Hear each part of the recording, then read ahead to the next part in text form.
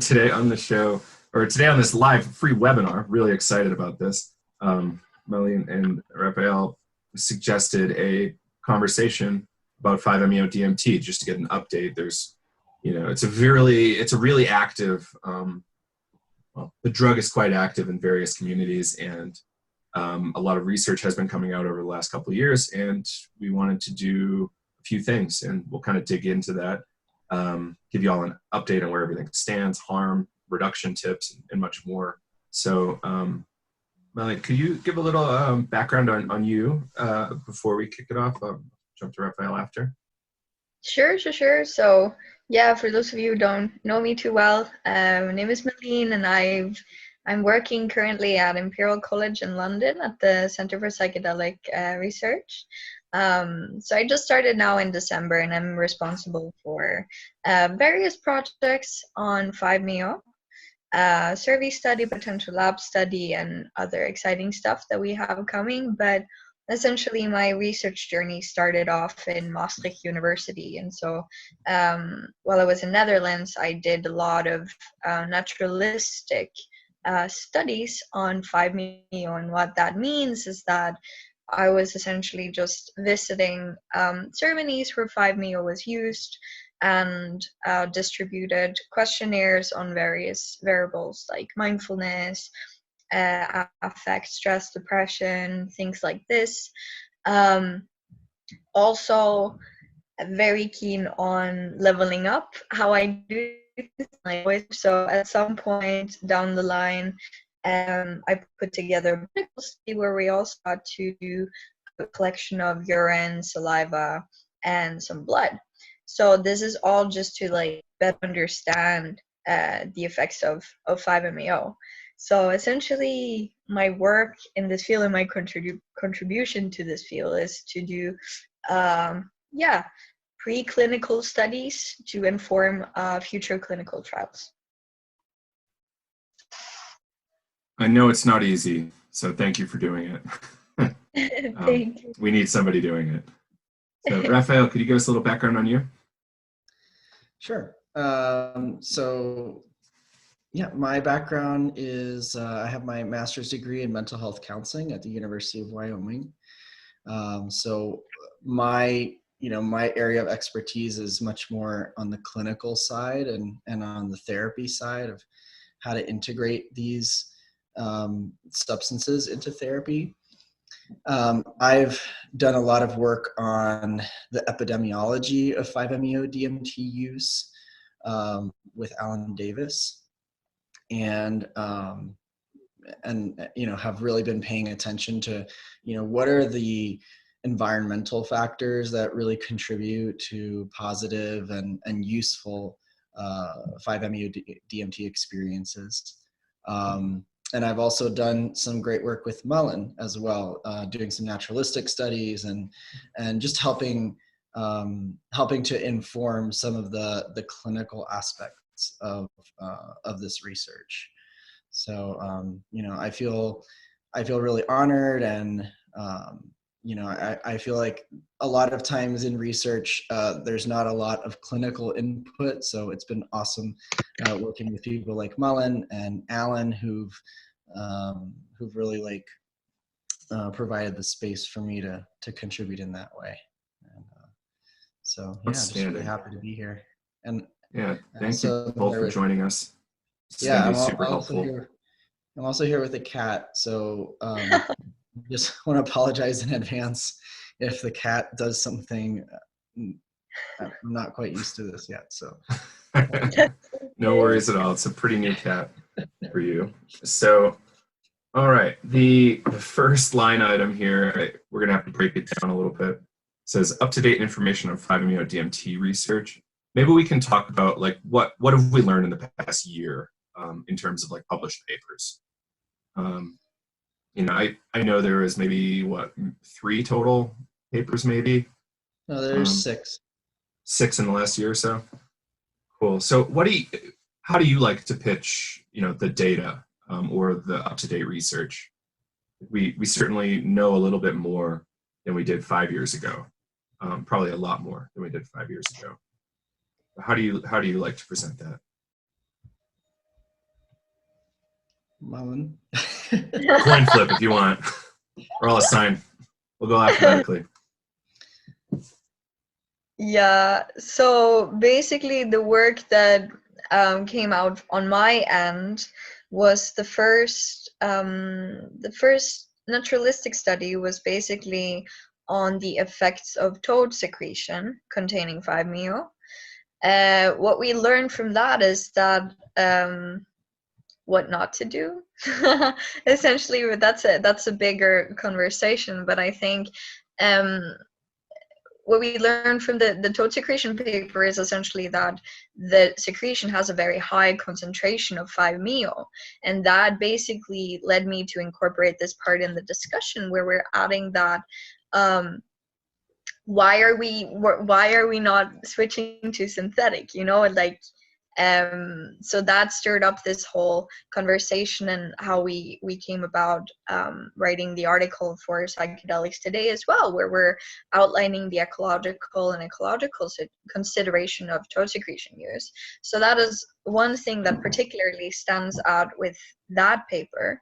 If you want to look at results, of course, it's interesting to see that it has the ability to induce very high ratings of ego dissolution, that it also shows improvement of affect and mindfulness, which are key variables to look into when you're tracking improvements in mental health related disorders, and can inform what implications potentially 5-MeO could have if it were to be used in a therapeutic setting. So I think what we can kind of say is that this paper and the other ones that came after is kind of like signaling what 5-MeO could be used for, but there's also like a lot of other important questions to be answered, like where should it be used, how, in what setting, administration routes, all of these things. So we know what it can do, but where do we use it, essentially, is the question I'm having now.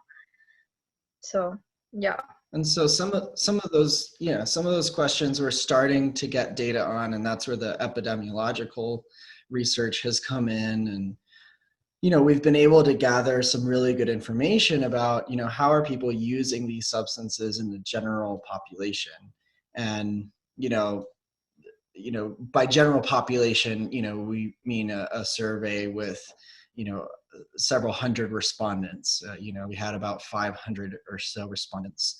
And as good as as close to representative of the population as that can be. But of the people that answered that survey, we did get a lot of good information about like how people are using 5-MeO DMT, and then which ways of using it are contributing to different aspects. So we've been able to map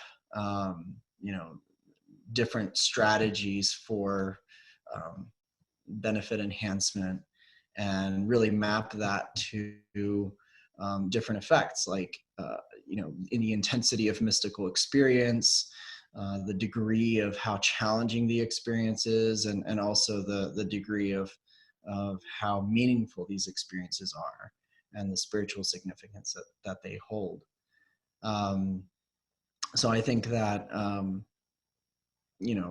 I think together that's beginning to paint a picture that I think is going to help inform future research. But I think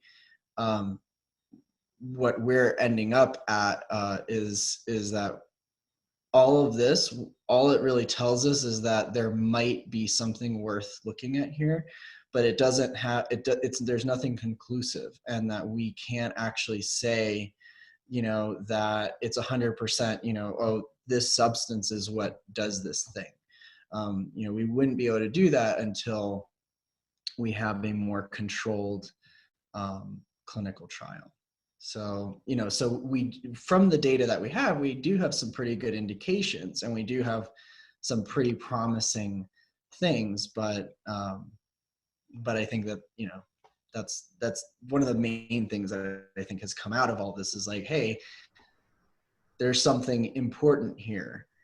And we also don't fully know yet. You know, it's a little different from something like psilocybin that has thousands and thousands of years of use, or ayahuasca was the same thing, you know. We don't have that with this substance. So in terms of knowing the effects that it's having, you know, it's more anecdotal at this point. Yeah. From some of the research that you have, can you speculate on like maybe best use cases for 5-MeO? So like one of the, you know, the things that we've been talking about are for it to be used in clinical settings at much lower dosage ranges than what most people are using it. Yeah, definitely. Because As like a, tie back with the first paper that came out, like with the toad paper, just to call it that, we saw that people are like the facilitators are eye measuring like the dose. There is no weight, and that carries a lot of risks. So, and also the administration route might not be optimal, but yeah, that's something to yeah, explore further. Is vaporization like the only means that you can do this? And how can you make things better? I just want to back up a moment for Yeah. those who might not have kind of clinical science background, clinical or science background. And given our current situation with Corona, this word epidemiological, Rafael, could you unpack that just for folks who are on the call who might not know what that term is? Yeah, so epidemiology is the study of, you know, patterns of use and, you know, essentially looking at how behavior plays out in the general population. So and the characteristics that come along with that. Right, cool, thank you. Yeah, it's really interesting because there's so many different ways people are administering this stuff. And it's all over the map. Like eyeballing weight on toad venom, which is already, you know, suspect for like standard dosing. You know, people are just going over so that nobody has that null experience and wants their $500 back or whatever. You know. And I think that that's a huge difference between, you know, the optimal use or the clinical application for something like this. You know, that I think, you know, a lot of people see 5-MeO DMT as like the purpose of this substance is to induce this big earth-shattering, life-shattering experience, and that is the vehicle by which change happens, or by which, you know, the you know, that is the thing that you're meant to do with it. And I think that the clinical application of this is a lot more nuanced. You know, and that's not to say that a big mystical experience is not useful clinically. I mean, we've seen that high dose psilocybin has clinical utility, but the container and the preparation around an experience like that is very extensive. You know, at Johns Hopkins, participants receive about 8 hours of psychotherapy. So in traditional psychotherapy, that's like 8 weeks of therapy before they're even given psilocybin or placebo. So there's so much time and preparation that really goes into helping someone be ready for a high dose experience. Whereas, you know, and I think that with this substance, I think that much lower dose applications can be really useful. That still would require a good amount of preparation and to be integrated as part of a therapeutic process. And so, you know, in terms of how I see this being, you know, most useful is not as a pharmacological intervention or just an experience that someone gets to have, but actually to be what we would say is an adjunct to psychotherapy. Awesome. Thanks for highlighting that.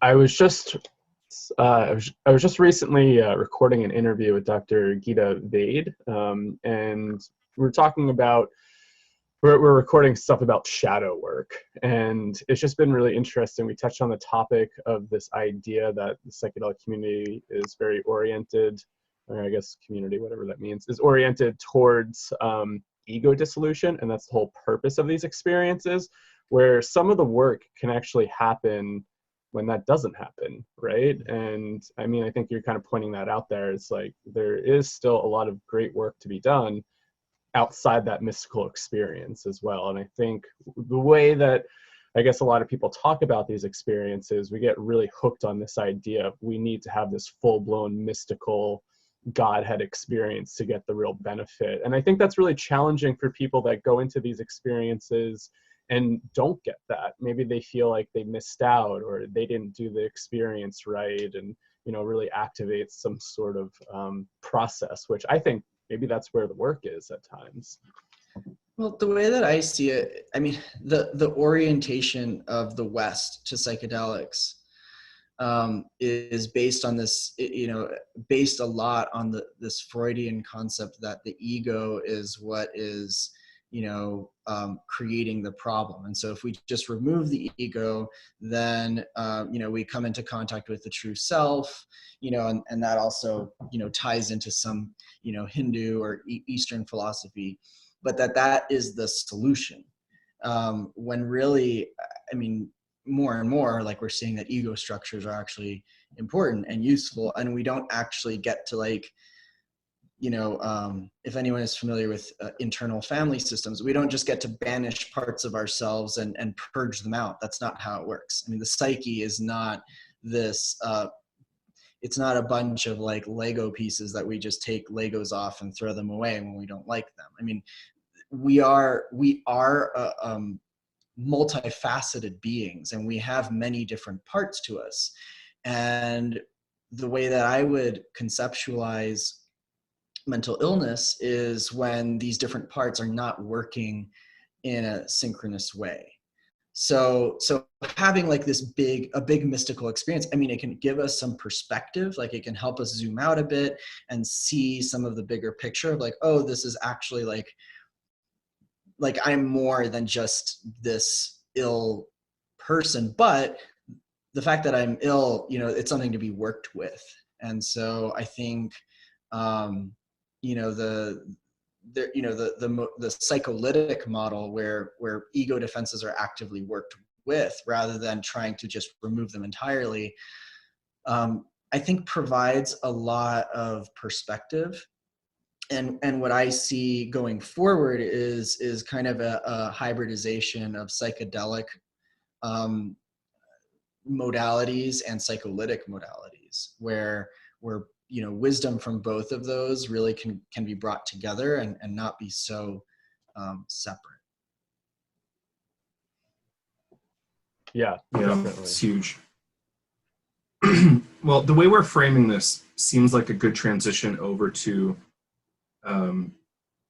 spiritual bypass. And, we didn't really call it out as spiritual bypass yet, but covering up. Well, how do you all like to define? Could you maybe try to define spiritual bypass for you? Yeah, so I was just reading this book actually that I borrowed from my boss on the topic, and it's just I don't know, engaging in practices to just like avoid difficult things or your pain, and just like getting lost in, I don't know, meditation, yoga, like I don't know, excessive positivity, those kind of things, and just using them as a way to distract yourself from the actual work that you be doing, which is to sit with the pain that you have and kind of just like hear what it has to say and integrate and learn from it. So that is what it means to me, at least. So maybe Rob has a better explanation. I don't know. Yeah, go ahead. So, I mean, I think the way that I would think about bypassing is, Malin, what's the name of the book? Oh, let's see. Let me find it. Is it called? Maybe just it's type called it in Spiritual the Bypassing by Robert. Yeah, I will find it. Yeah. Okay. The way that I would frame spiritual bypassing is, I mean, bypassing in general, like Malin said, I think it's, you know, using something that allows us to kind of hide the thing that we're actually meant to be confronting. So, so I think that psychedelics have this great property where they can allow us to examine things in a lot more detail and pay a lot more attention to things, but they can also allow us to pay a lot more attention to things that are absolutely meaningless. Like, I'm sure people can relate to, you know, taking mushrooms at a rave and suddenly feeling like, oh shit, I'm starting to think about how I do drugs too much, but oh my God, there's some really cool lasers over here, and I think I'm just gonna look at those instead. I mean, you know, so there's that aspect of it, but there's also the possibility of people, you know, taking psychedelics. You know, oftentimes if people are taking psychedelics by themselves, you know, there can be really the feeling that you're really doing, you know, doing work, and that, you know, something has really like been cleared, and I'm better, and so on. And I think that in a different way of looking at it is that psychedelics can bring awareness to things that are going to require a lot more work outside of the altered state. So, and it's very difficult to know what that work is or what that work even looks like if you're doing it by yourself. Yeah. So, you know, self-awareness only goes so far. And part of shadow work is the fact that, like, we often don't have awareness of those things. Like, we need people in our lives to see us and to say, you know, oh, my internet, you know, are going to be able to see us and say, hey, have you considered this thing? Because I don't think you're quite aware of that. And this keeps playing out. And in these ways, you may still be hurting others or hurting yourself. Mm-hmm. So I think, and those are hard things to hear. And I think that there is, you know, it's a very enticing way of being where, you know, people just are telling you, oh, you're got this wonderful spiritual practice and you come off in this great way. So yeah, so I think hopefully that helps it flesh it out a little bit more.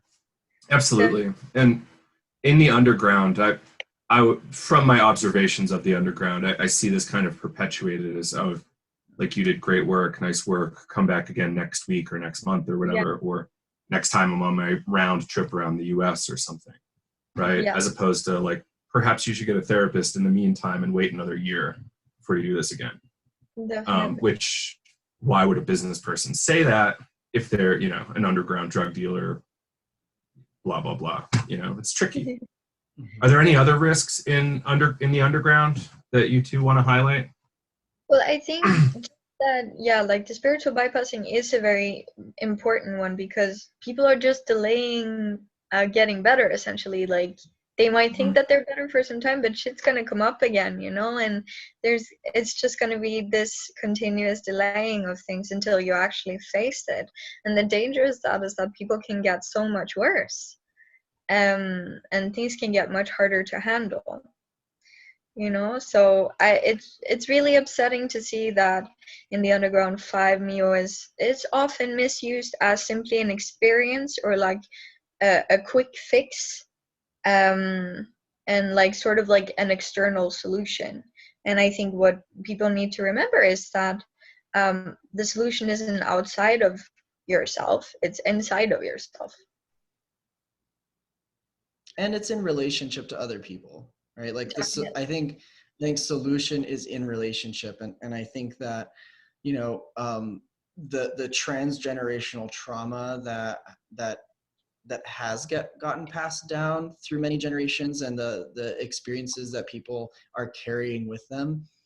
The solution is not to go off by yourself in isolation and purge it all out. The solution is to be witnessed in that pain and to be held in that pain, and to realize that we are all carrying that, and that we need to support one another in healing.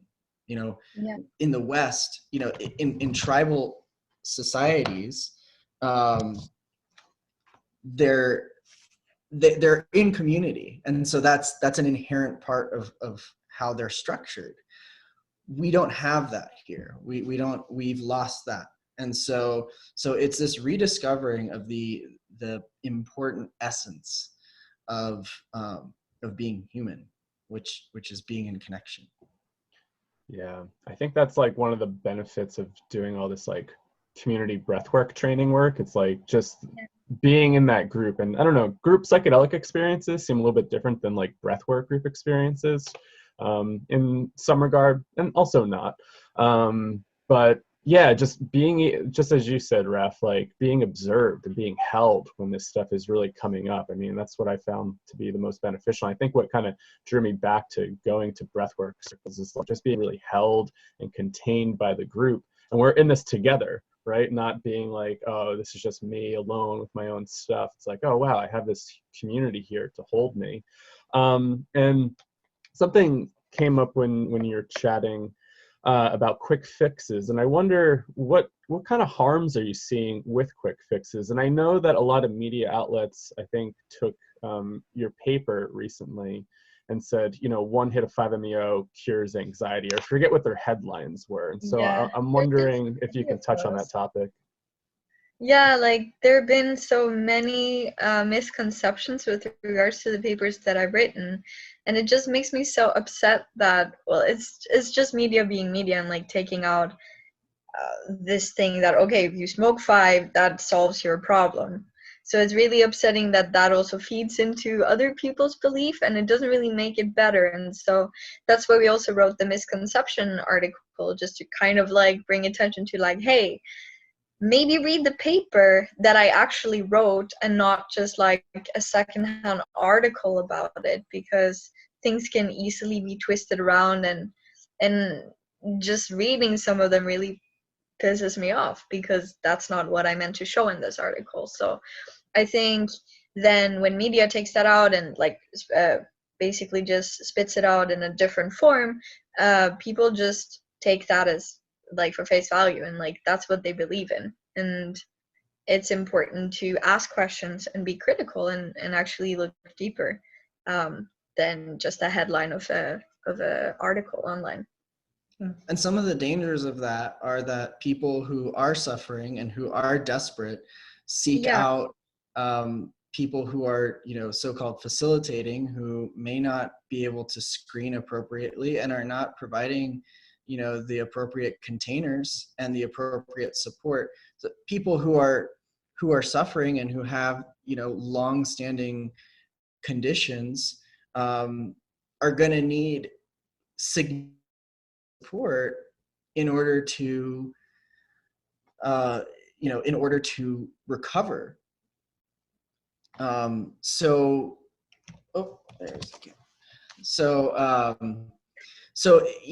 I think that the danger is that these people are having an experience and then having a really big experience, which forces them to confront things that are so big that their system is just not able to handle. And, I think Malin and I, and talking to Alan, I mean, we get emails all the time from people who say, oh, well, I tried 5-MeO DMT and I've been incredibly unstable for the last month, and I'm still really struggling. And what do I do? And how do I get better from this? And, I get people on the 5-MeO DMT forum who come to talk about these issues. The best preventative for all of this is, is being someone who's well grounded, who like is really prepared to have an experience like this, and also to have to be working with someone who has the appropriate training. I mean, people who do not have clinical training, like someone who is maybe trained in yoga, is not really well equipped to hold space for someone who's had depression for 14 years, or who has PTSD, or these types of conditions require someone who has experience working with people with those conditions, because Yeah. that mental landscape is very different from someone who is otherwise healthy, right? Someone who's generally healthy, who has a spiritual practice, and for that, it's like those people maybe need a trip sitter, and you have a good trip sitter, and you're a healthy person, and you want to have a spiritual experience. Great. There's less harm in that. The harm is when people are seeking healing and are desperate and will pay any amount of money when they believe that this experience is what's going to do it for them. And the truth is that no one or two psychedelic experiences is going to do it. Even the MAP studies, that people are receiving three administrations of MDMA with many hours of psychotherapy, and they're still seeing numbers around 80%. So it's not 100%. Some people are going to need a lot more than that, and people need more than one drug administration, and people need therapy. So yeah, so those are the that leads to that kind of that danger that's coming out of it. Yeah. I don't know how we want to do this, but there's a number of not really okay underground facilitators. So I would just say, like, let's be really careful when you're selecting somebody. At the very least, Google them and take reports, even unsubstantiated reports, pretty seriously. Even if they didn't go to court, somebody still felt it important enough to come forward. So be really careful out there. There's really dangerous stuff happening, and you can get really hurt. Do either of you want to expand on any of that? I think what comes up for me is that there is some alchemy at play of sorts, in the way that somebody would come in and have their experience, and then they come out and like, oh wow, this is great, I want to share it, and then they become a facilitator themselves. And then you just have this domino effect of facilitators without any training, walking around giving this medicine to people, and it doesn't really stop.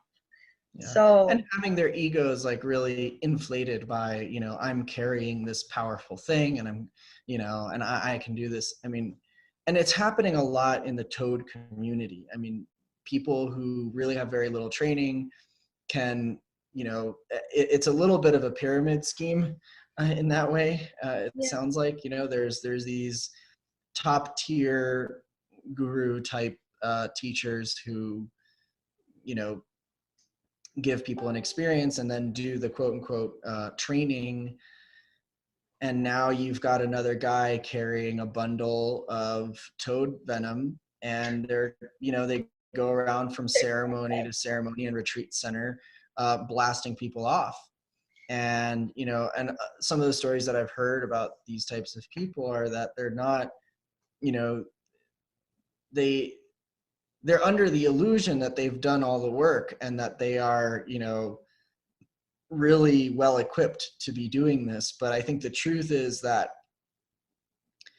in this work, and, I mean, this goes for talk therapy. I mean, therapists in general, and any kind of teacher or spiritual practitioner, any kind of those, a genuine one is someone who's constantly actually working and is really, really constantly aware of their edge, and has people in their lives that are helping them see that edge and helping them see where they still need to grow.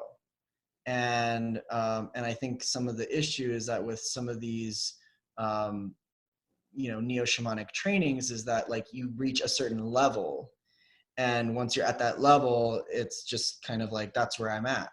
When really, I mean, sure, we gain experience and we gain a skill set, but that doesn't mean that our work doesn't continue, or that sometimes, I mean, we find ourselves back at square one where we're like, holy shit, I thought I already worked through this, but here it is again, you know? So, Yeah. so do people have the humility to say like, oh shit, I've got to, you know, I really missed this and I need to go back and I need to continue doing that. And that doesn't take away my ability to continue to hold space for people and to continue to do this work. But it also means that I'm doing it from a place of like, I'm not a perfect person.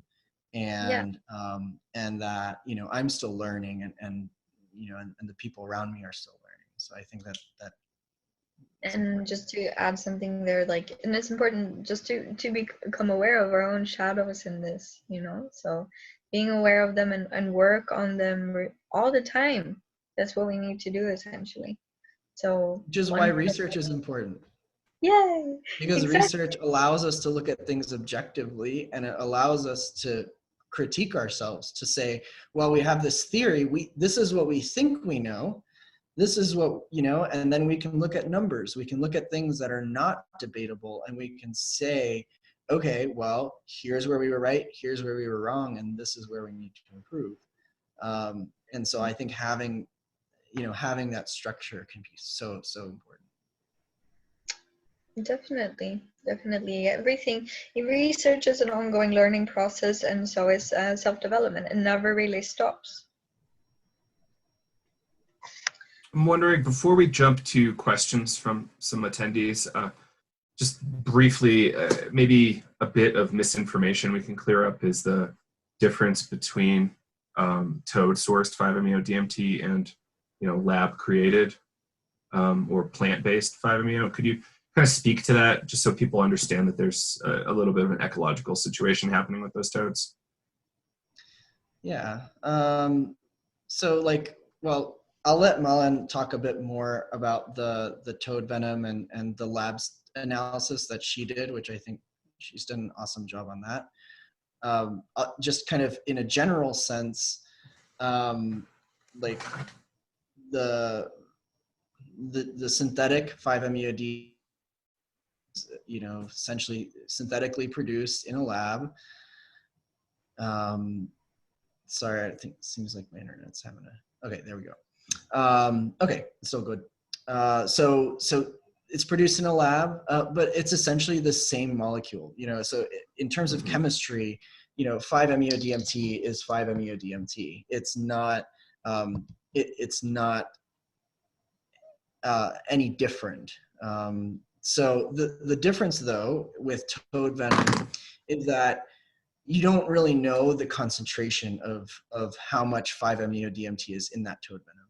There's also a lot of other compounds in the toad venom that we don't really know what their impact is when they're vaporized. So that's, you know, that's been theorized by a lot of people, but we don't know. So yeah, I'll kind of hand it off to Malin, because I think, Malin, you've done a lot of work on this, and yeah, maybe that's.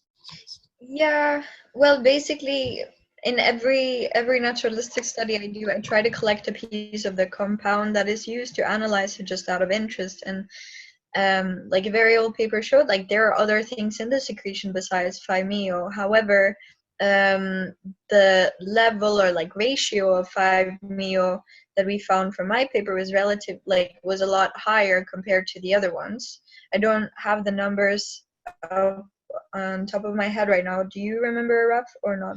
But like, I can find so it. what I was remembering was something like 20 to 25% was 5-MeO. Quite a lot, and the other ones was like 15. So, yeah, and the other papers is 10 to 15. Yeah. And so in your paper, I remember it I remember reading that and being really shocked by, you know, the much higher levels that than what initially thought. So yeah, and that's the thing. The danger is that you don't know how much you're giving, essentially, and that is tricky when you're doing dosing. So if people were relying on the previous paper that came out, it's like, okay, then they're actually giving a lot more, because they think they're giving less, and it can cause a lot of dissociation in people and things like that, and it can be a very uncomfortable experience to get a lot of 5-MeO, and like the threshold is around 3 or 5 milligrams on vaporized. So why do you have to dose people so high? You know, like it's doing more harm than good. So yeah, that is one thing about it.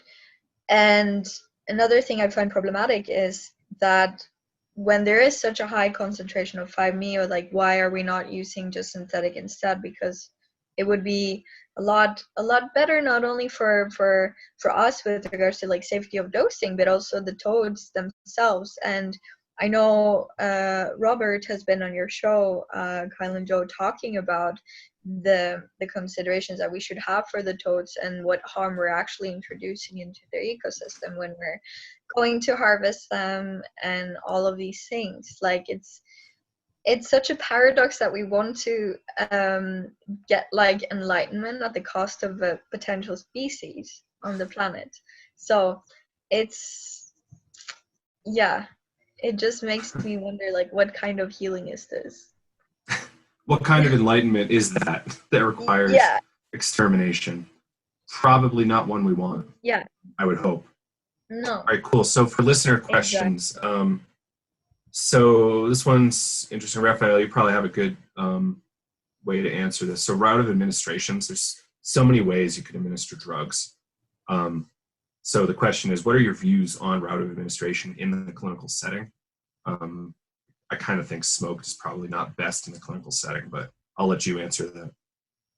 Yeah, well, I mean, we can look at what routes of administration drugs in clinical settings are usually given.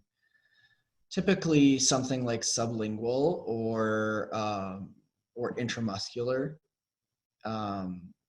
routes of administration are going to be probably the most effective, just because they are easier to measure the dose, and you know, you can be pretty sure of the bioavailability, and so those routes of administration are probably going to be ideal in clinical settings.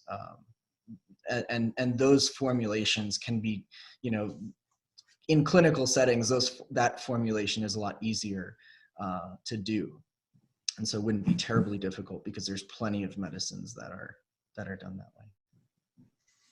Cool, great. And here's another one. I would love to hear more about appropriate training for facilitators and where this training would be available.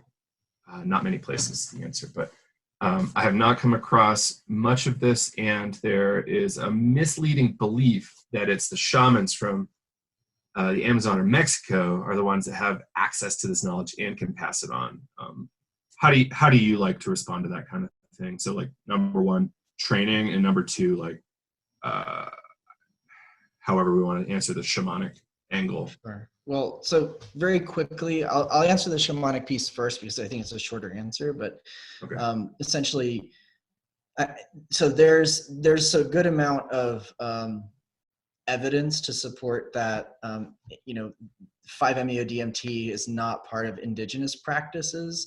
I mean, the indigenous practice that has involved 5-MeO DMT has been in much lower concentrations through the use of snuffs that have that are based from varroa resin. But the smoking of toad secretions is not an indigenous practice. So so that's, you know, that's the short answer, and I can pass on some links to that evidence afterwards if that's helpful. In terms of like training for facilitators, so it really depends on what population you're serving. You know, if you're just a trip sitter, like supporting people that are healthy in quotes, you know, I feel cautious even saying that, because I think that even people who present as healthy may have some underlying thing that comes up, and then what if you don't have the training to deal with that, or can't refer to people who do have the training to deal with that? So I think like someone who is adequately trained is probably someone who has been a healthcare professional at some point and has training beyond an undergraduate level training. Like undergraduate is not enough training to be able to hold this kind of thing and to be able to do this kind of work. Like a master's level training with, you know, someone who has gone through supervision.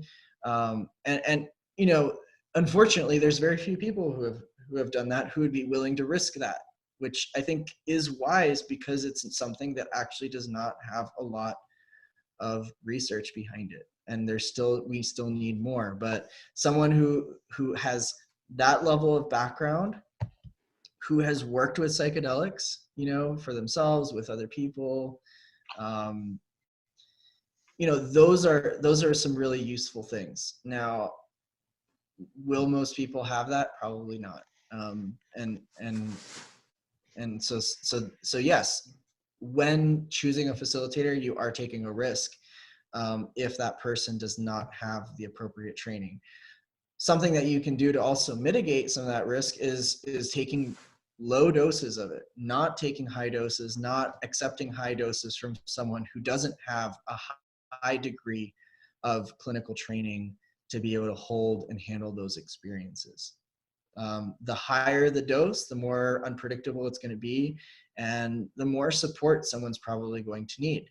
So really like being judicious in the approach and how the medicine's being used.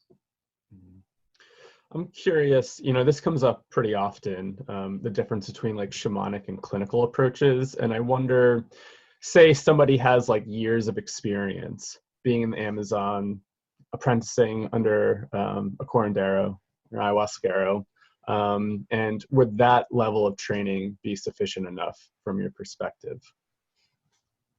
So that level of training may be enough to hold a space, but that level of training is not going to prepare someone to help people with any kind of clinical conditions. The reason being that like this is not the jungle. Like we are not operating under the paradigm of the jungle. We do not have, we're a very different society and we're a very different culture from indigenous cultures. And while indigenous people hold a lot of wisdom that we can learn from, and I don't discount that at all, the applicability of that to people who have had PTSD due to multiple levels of alienation and trauma throughout their life, it's just not going to be applicable. So I think that like, sure, like training in the Amazon is great. And like, you can really learn to hold like a solid space and ceremony and like have that orientation, but it's a lens and it's not really a modality, in my opinion, when it comes to treating, you know, actually working through and treating things. Unless the person that you're working with has like deep roots in shamanic traditions, but chances are most people don't. So yeah. Cool, thank you. Yeah, I know it's a heavy debate most times, and people always kind of throw that out there. So, but I, you know, it's something that I always come back to is like, I don't know, Western minds are a little bit more different, right? Like, and you know, from what I hear from some people that are traumatized in, say, like the shamanic container, it's almost like they don't really understand the trauma from a Western perspective. And I was just recording with Deanna Rogers, who's down at the Temple of the Way of Light, for this shadow course that I've been putting together. And that was something that we chatted about was, you know, they're kind of in the thick of things all the time, right? Like their life is going on. They're not thinking about integration. They're not like processing trauma the way that Western worlds are processing trauma. And it's just a much different container. And we probably need our kind of Western framework and language to help people process that stuff, right? So yeah, thanks for that, Raph. Jay, you want to get back to some of these other questions? Sure. Can you speak to negative reactivation experiences and their possible correlation with dose, route of administration, anxiety, or anything else you might have noticed?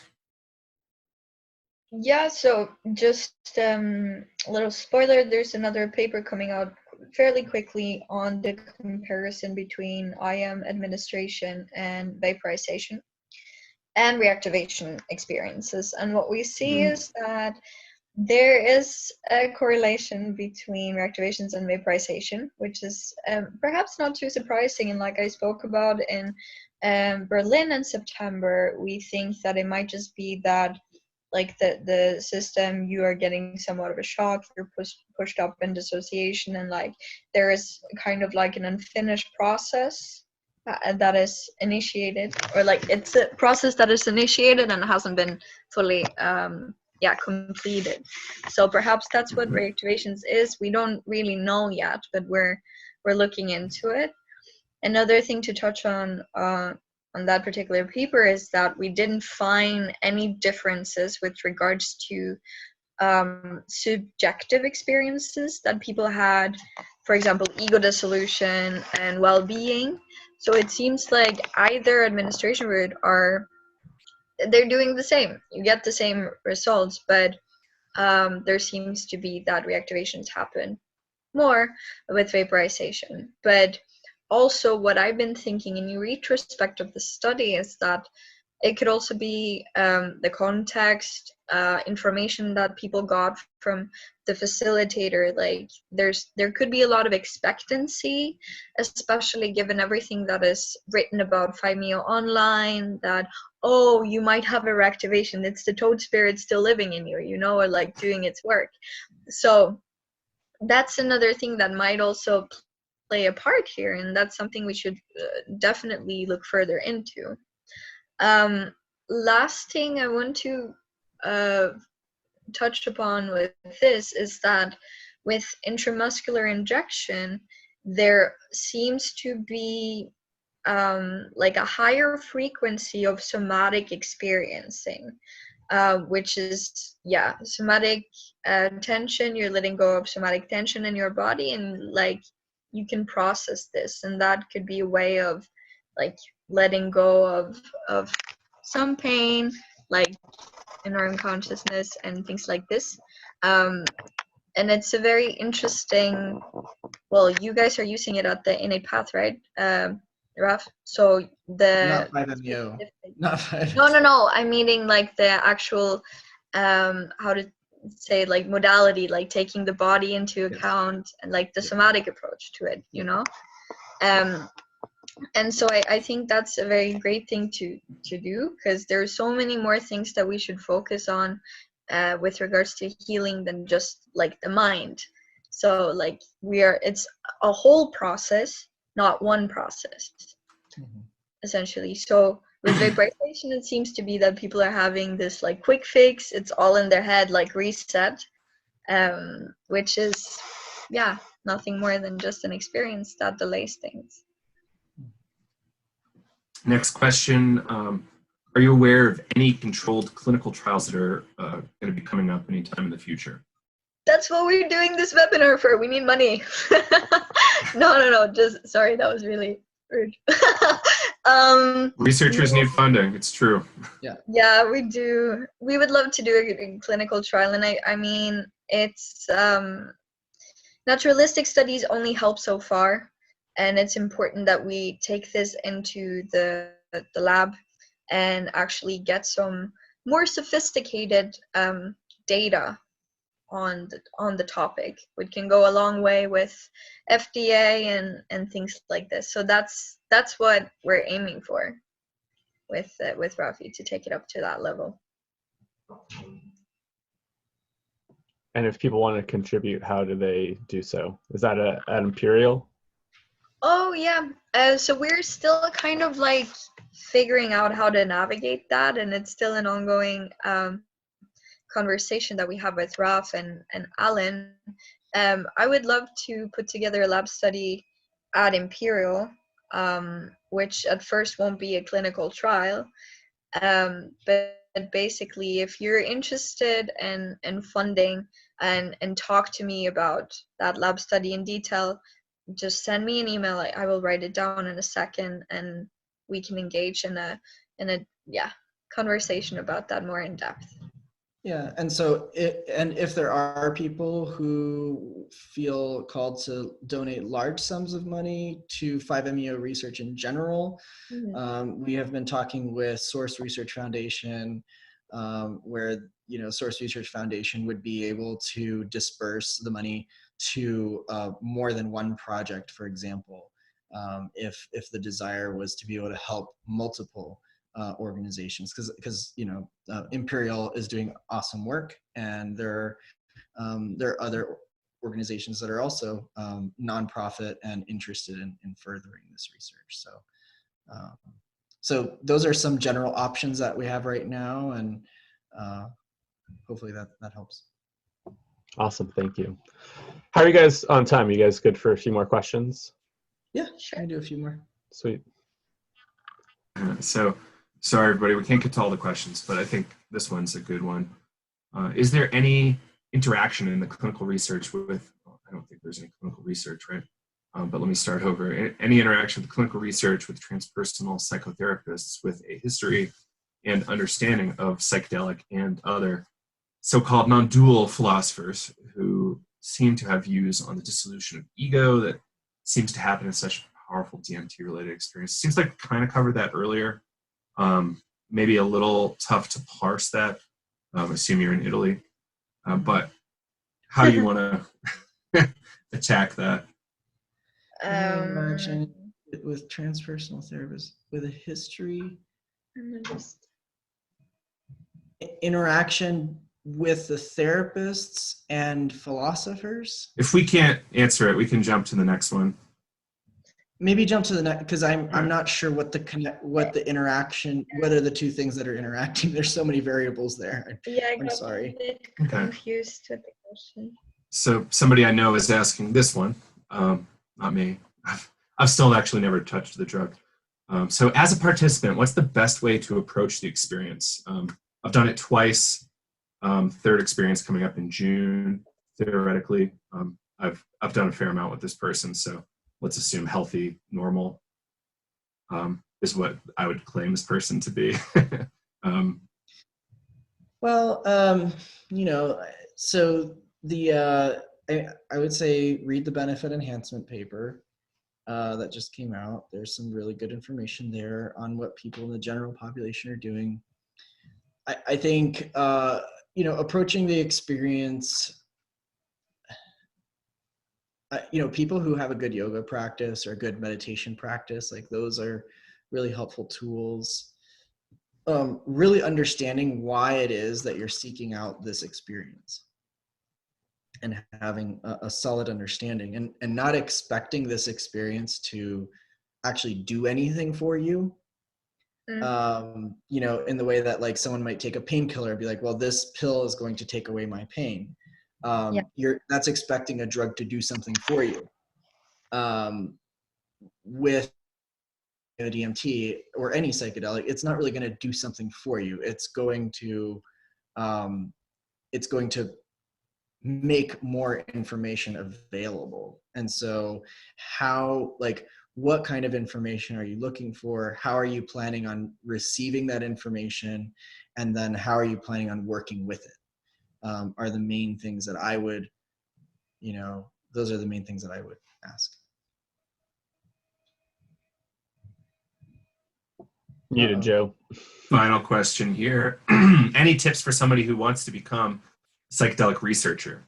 This person is in their undergrad bachelor's in psychology. Well, it depends on what kind of research you want to do. I think Malin is more of a researcher than I am. So I would maybe like I can just talk like how I went about it. I guess in a way I was a little bit bold that I just showed up to potential supervisors in Maastricht and was like, hey, this is what I'm gonna do. Can you be my supervisor? And people were like, what? No, that's too dangerous. And I think the keyword here is perseverance. Like, go after what you want. Don't be afraid to do this, even though it's a very controversial topic. Go after it if you want. Find like a different way to go about the research. Like now there's been a lot of focus on like the effects of it, but we don't really know too much about other components that are going into the equation as well, that is part of the experience as a whole. So like predictors, the set and setting, therapeutic alliance, things like this, use other things. But let's say questionnaires, if this is like a field research, then you might want to drag in samples of saliva, things like this, the whatever it is that can help get more information, and that could be used like in the field, because that's basically where we have to be now. Unless you're lucky enough to get something through at an institution or like university, most of the work that can be done is in the field. So yeah, do what you can. That's the best advice, is do what you can with where you're at. Yeah, Understand statistics and research procedures definitely. quite well. People that are experts in research are unbelievable. Like, we're partnering with somebody right now on something, and this person's like a Harvard trained social scientist statistician who's unbelievable. It's so enlightening to have somebody like that. So if you want to be that person, go for it. There's so many angles to get involved, Yeah, and that's the it's really, thing. what do you want to do? Yeah, and that's Yeah. another thing that I would like to add, is just like pick something that is close to your heart, because if this is something you're gonna work on, you need to have like something that drives you. But of course, there's some pitfalls to that too if it's too good. Right. Well, like Like, I just think it's too, not like easy. just remembering, like if your only attraction is the drugs, Yeah, then it might not be sustainable. You know, There's cheaper ways to be Yeah. involved if you just like yeah, drugs. and just get good at whatever skill you want to incorporate with psychedelics. So if you want to be a psychedelic therapist, be a really good therapist first. If you want to be a psychedelic researcher, be a really good researcher. Do good research. And then when you add the psychedelics, it's easy. You Yeah. know, in the same way with therapy, if you're a really solid therapist, when you add the psychedelics, it's not that hard. It's a great transition. You already got the skills. yeah, So really, psychedelics are just going to enhance whatever things you already, are bringing into it. Usually we'd start with this, but a classy and helpful definition of psychedelics is a non-specific amplifier of mental or psychic process. And I like to say they're largely the same. Secondary, tertiary effects are different, but primarily that's the thing. So Yeah. let's consider that and be really careful. Well, all right. Thank you both for joining us. Do you have websites you want to point people towards, or any kind of? I took that down because it just became too much messages. But I'm happy if anybody has any like specific question with regards to collaboration, things like this, funding, you can find my email online and shoot me a message there, and I'll reply as soon as I can. Yeah, 5meodmt.org is the forum where you can find lots of information on harm reduction and join in some of these discussions. All right. Awesome. Well, Malin, Uthaug, and Rafael and Lancelotta, thank you both for joining us, and really appreciate it, and hope we can do it again. Yeah. Thank you. Thank you. You guys. Good.